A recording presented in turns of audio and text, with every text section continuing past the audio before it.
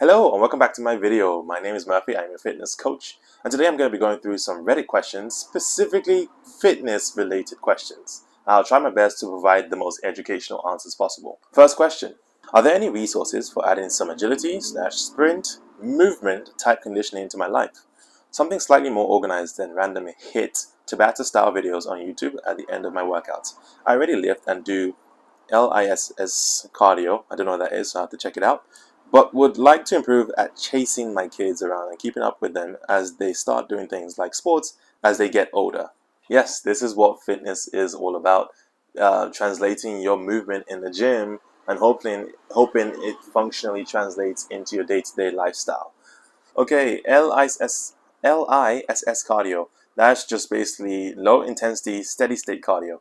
I have actually never heard that acronym being used, so that's new for me. So we learn every day. For this individual here, the main goal is to be able to keep up with his kids. So that's the whole purpose of fitness: longevity and being able to functionally move in your day-to-day lifestyle.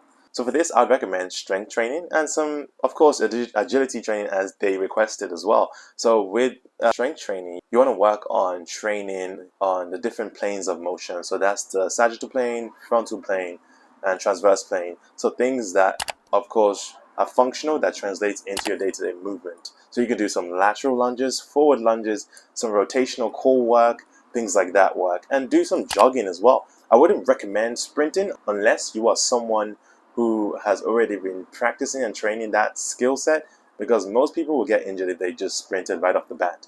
And sometimes, to keep it simple, the best way of training is, like you said, playing with your kids. If you just play with your kids in an easier way, the more you practice that, the better you will become. Just use the weight training as a form of building the structure and foundation that will help allow you to play with your kids. Also, I just want to say, high interval training I don't believe is good when it comes to functional training, because people don't necessarily practice the skill of the lifts when they do those high interval training. They just do it to burn calories, so those don't really translate well unless you are, like I said, working on building that skill of movement. Then it will translate and you will improve. Next question: is 10 to 12 kilometer run a normal distance for cardio? Yeah, that's more than normal. That's amazing. I do it like 3 times a week when I'm recovering from lifting. Would it cut into my gains? Sir, this depends. Well, I should say sir or ma'am. Sir or ma'am, this depends on how new you are to this and how often you do it. So you say you do this 3 times a week as a means of recovering from your lifting, then saying like that, it is definitely going to cut into your gains, because you're not giving yourself ample amount of time to recover from your lifts. So the thing with cardio is, after a certain period of time, your body will pare muscle down. Muscle slows you down when you do cardio.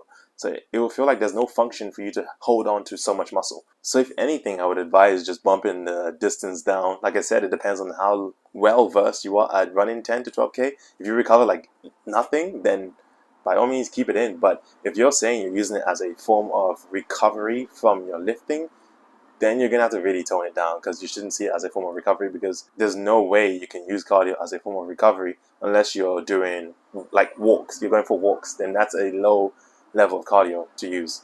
So to conclude on this question, don't use running as a category of recovery. Use it and split it into its own format of training. So bump it down or keep it the same. You need to make sure that you actually have a day where you rest and do absolutely nothing. Otherwise, yes, it will eat into your gains. Reddit question number 3. If I am doing a workout, let's say bench press, that is 3 sets of 10 and 70% of my max, and on set 2 I get only 8 reps, is it beneficial to re-rack for 30 seconds and get the remaining 2 reps, or should I conserve my strength for the last set? Bracket, perhaps at a slightly less weight. Close bracket. Question mark. Specifically with that 30 seconds question, should I rest 30 seconds and then hit the last 2 reps? I'd say no, there's no point to that, because you want to give yourself ample amount of time to actually recover. In that specific question, don't rest and finish that. No, just if you can, bump the weight down in total and try to hit those 3 rounds again of 10. If you can't complete the 10 reps, like I said, reduce the weight and then maybe work on the tempo. Slow down the eccentric portion, do a pause, and then be explosive on the concentric. And then eventually when you can hit 10 reps, then you incrementally increase by 0.5 if you have those type of plates, or 1.25 if you have those too. And then maybe every 12 weeks you play around with the sets. So maybe do 5 by 5 and work on your explosive power from that. And then go back to your 3 sets of 10 if you'd like. I hope that advice helps, and I hope the advice I gave today in the Reddit questions help. And if you disagree with some of the answers I provided, leave it in the comments below. Leave a like or dislike if you disagreed, and I will see you guys next time.